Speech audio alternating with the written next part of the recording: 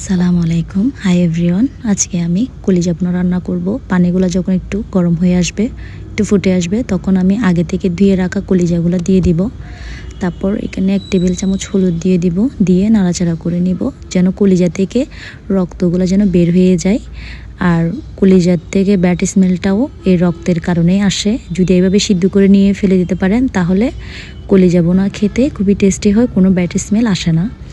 তারপর আমি এখানে তেজপাতা, এলাচ, রং দিয়ে দিব, পেঁয়াজ বাটা দিয়ে দিব, রসুন বাটা দিয়ে দিব, তারপর আদা বাটা দিয়ে দিব, দিয়ে একটু নাড়াচাড়া করে নিব সুন্দর করে। আর কলিজাগুলো যদি এভাবে একটু গরম পানিতে ভালো করে সিদ্ধ করে নিতে পারেন, বেশি সিদ্ধ করলে হবে না, একটু কম সিদ্ধর মধ্যে রাখতে হবে। পানিগুলো যখন কালো কালার হয়ে আসবে তখনই নামায় ফেলতে হবে, নামায় সুন্দর করে ধুয়ে পরিষ্কার করে রাখতে হবে। এখানে আমি পেঁয়াজ কুচি দিয়ে দিব। যখন পেঁয়াজগুলো ব্রাউন কালার হয়ে আসবে তখন আমি 1 টেবিল চামচ মরিচের গুঁড়ি দিয়ে দিব, 1 টেবিল চামচ মশলার গুঁড়ি দিয়ে দিব, 1 টেবিল চামচ হলুদের গুঁড়ি দিয়ে দিব, পরিমাণ মতো লবণ দিয়ে দিব।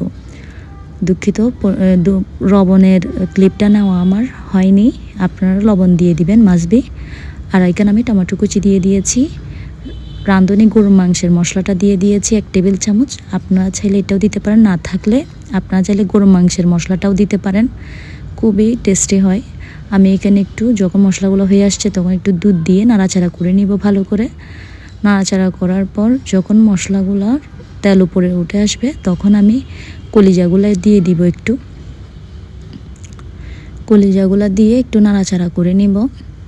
পানি, আবার আমি এখানে পানি ইউজ করি নাই, দুধটা ইউজ করেছি।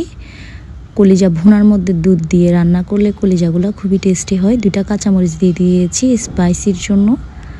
দুধ দিয়ে নাড়াচাড়া করে সুন্দর করে আমি এখানে কিন্তু 10 মিনিটের জন্য ঢেকে দিয়েছি। ঢেকে সুন্দর করে 10 মিনিট যখন হয়ে আসছে তখন আমি এখানে একটু দুধ দিয়ে দিয়েছি, তারপর ধনিয়া কুচি দিয়ে দিব।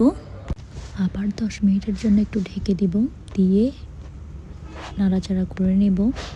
তারপর বাকি দুধ যেগুলো ছিল ওগুলো আমি ঢেলে দিয়েছি, দেওয়ার পর একটু নাড়াচাড়া করে নেব ভালো মতো করে।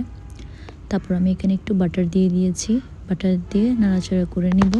তারপর আমি একটা ম্যাগি মশলা দিয়ে দিয়েছি, সুন্দর করে ম্যাগি মশলাটা দিয়ে নামাই নিব। সুন্দর করে দেখেন আমার কলিজা ভুনাটা রেডি। খুবই সুস্বাদু হয়েছে, কোনো স্মেল আসতেছে না। আমাদের বাসার সবাই খেয়ে তো